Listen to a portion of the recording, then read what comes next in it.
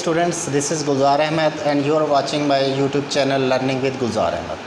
So today our topic is about assumptions and limitations of law of demand.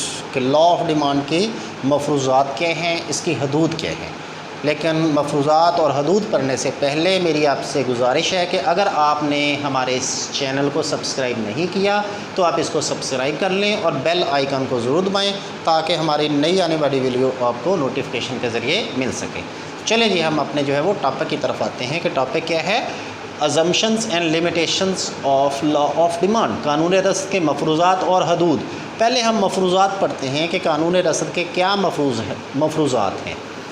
تو قانون رسد آپ نے پڑھا تھا کہ قیمت میں اضافے سے رسد میں اضافہ اور قیمت میں کمی سے رسد میں کمی. یہ پچھلے لیکچر میں ہم نے پڑھا تھا, آپ لوگ دیکھ سکتے ہیں لنک میں. تو اب اس کے مفروضات پڑھتے ہیں کہ اس کے مفروضات کیا ہیں, اس کے assumptions کیا ہیں, کہاں کہاں پہ یہ قانون جو ہے وہ ٹھیک رہے گا, کن حالات کے اندر رہتے ہوئے یہ قانون ٹھیک رہے گا. پہلا ہے لاگت پیدائش نہ بدلے. تو اس قانون کا پہلا assumption یہ ہے, پہلا مفروضہ یہ ہے کہ لاگت پیدائش میں کسی قسم کی کوئی تبدیلی نہیں آنی چاہیے.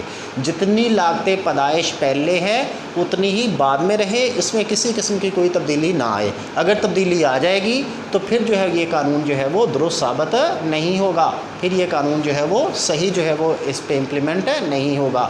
جیسے لاگت پیدائش کیسے نہ بدلے, اگر لاگت پیدائش بڑھ جاتی ہے تو اس سے کیا ہوگا, اس سے قیمتوں میں اضافہ ہو جائے گا.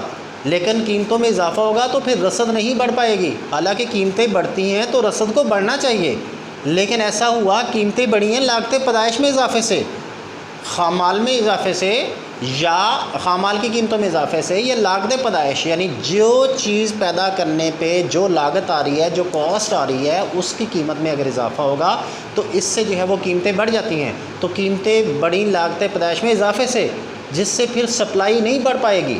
تو پہلا قانون کا مفروضہ کیا ہوا کہ لاگت پیدائش نہ بدلے, جتنی پہلے ہے اتنی ہی بعد میں رہے, کسی قسم کی بھی کوئی چینجنگ نہ آئے. دوسرا ہے طریقہ پیدائش نہ بدلے. اس قانون کو درست ثابت کرنے کے لیے ضروری ہے کہ طریقہ پیدائش میں کوئی تبدیلی نہیں آنی چاہیے. جس طریقے سے پہلے چیز کو پیدا کیا جا رہا ہے اسی طریقے میں سے بعد میں چیز کو پیدا کیا جائے, کسی قسم کی کوئی تبدیلی نہ آئے. پہلے فرض کرو آپ ایگریکلچر کر رہے ہو, آپ ٹریکٹر سے جو ہے وہ ہل چلاتے ہو, آپ جو ہے وہ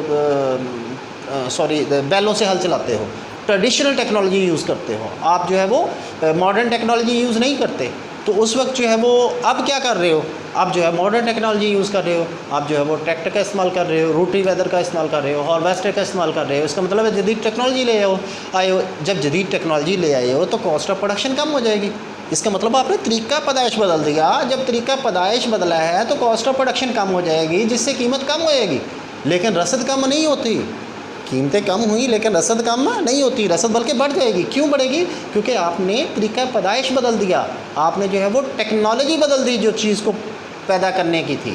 آپ پہلے روایتی طریقے سے پیدا کرتے تھے, اب آپ نے جو جدید ٹیکنالوجی لے آئے ہو. تو اس قانون کو درست ثابت کرنے کے لیے ضروری ہے کہ طریقہ پیدائش میں کوئی تبدیلی نہیں آنی چاہیے. اگر پہلے جو ہے وہ روایتی طریقے سے پیدا کرتے ہیں تو اب بھی روایتی طریقے سے پیدا کریں. اگر پہلے جو ہے جدید ٹیکنالوجی کا یوز ہے تو اب بھی جدید ٹیکنالوجی کا یوز ہونا چاہیے. خام مال اور مشینری کی قیمت نہ بدلے.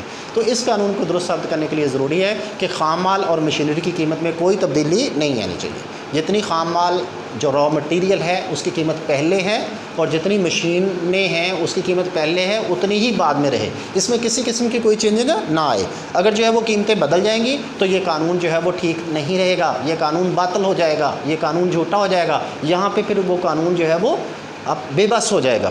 تو آگے ہے ملک کے قدرتی وسائل نہ بدلیں. تو اس قانون کو درست ثابت کرنے کے لیے ضروری ہے کہ ملک کے قدرتی وسائل نہ بدلیں, جو پہلے وسائل تھے وہی بعد میں رہیں, کسی قسم کی کوئی چینجنگ نہ آئے. قانون کیا ہے کہ قیمت بڑھنے سے رسد میں اضافہ اور قیمت گرنے سے رسد میں کمی. لیکن ایسے ہو جاتا ہے کہ ملک کے اندر سے بہت زیادہ مقدار میں تیل نکل آتا ہے. اس کا مطلب ہے تیل کی رسد کیا ہو جائے گی, بہت زیادہ ہو جائے گی, لیکن قیمتیں کیا ہو جائیں گی, ڈاؤن ہو جائیں گی. تو یہ قانون کہاں گیا, قانون تو پھر غلط ہو گیا. تو اس کا مطلب ہے کہ ملک کے قدرتی وسائل نہ بدلیں. یہ نہ ہو کہ راتوں رات نیچے سے جو ہے وہ سونا اور چاندی ہیرے جواہرات نکلنا شروع ہو جائیں, تو اس سے پروڈکشن بہت بڑھ جائے گی, اور قیمتیں کیا ہو جائیں گی, گر جائیں گی.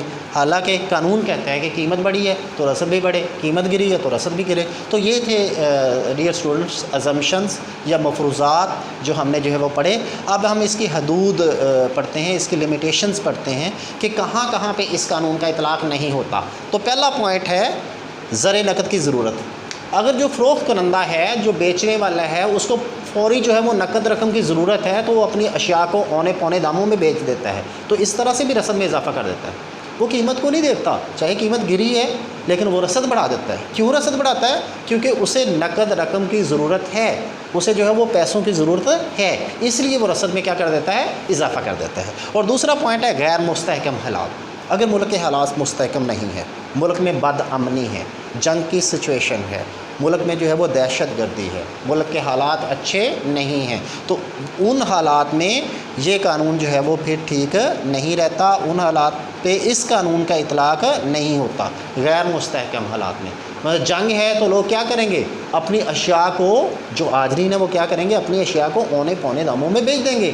ان کی کوشش ہوگی کہ یار اس سپلائی سے جو ہے وہ اس سپلائی کو، اس کو مارکیٹ میں بیچ دیں تاکہ جو ہے وہ پیسہ اپنے پاس جو ہے وہ آ جائے، کیونکہ یہ سنبھالنا بھی مشکل ہوتی ہے نا اس وقت سپلائی۔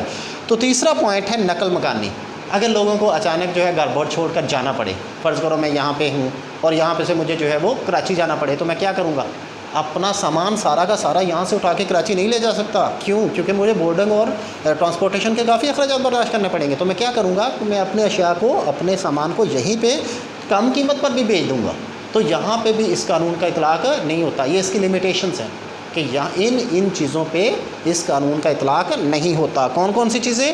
کہ جب فروخت کنندہ کو زر نقد کی ضرورت پڑ جائے، پیسوں کی ضرورت پڑ جائے، تو پھر وہ قانون وہاں پہ ٹھیک نہیں ہوگا۔ پھر غیر مستحکم حالات ہیں، پھر تیسرا ہے نقل مکانی۔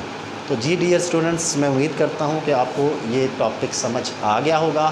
اگر کسی قسم کی کوئی ایمبیگوٹی ہے تو آپ جو ہے کمنٹ باکس میں جو ہے وہ ضرور لکھیے گا۔ Thank you very much.